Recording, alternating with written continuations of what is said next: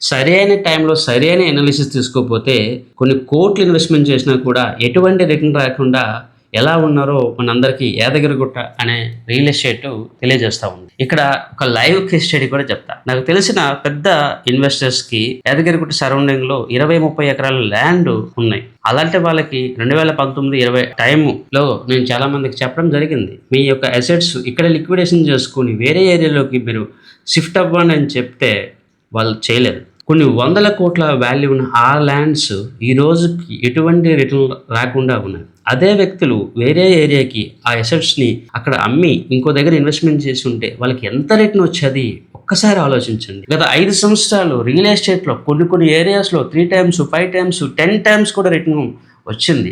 ఇన్వెస్ట్మెంట్‌లో చాలా మంది చేస్తున్న రిపీటెడ్ మిస్టేక్స్ ఇవే. అసెట్ అలోకేషన్ గానీ అమౌంట్ ట్రాన్స్ఫర్ చేయడానికి చాలా మందికి బద్ధకం. ఎందుకు మూవ్ చేయాలి, తర్వాత చూసుకుందాంలే అని చెప్పి ఒక నిర్లక్ష్యం అనుకోండి, ఇంకేదైనా అనుకోండి.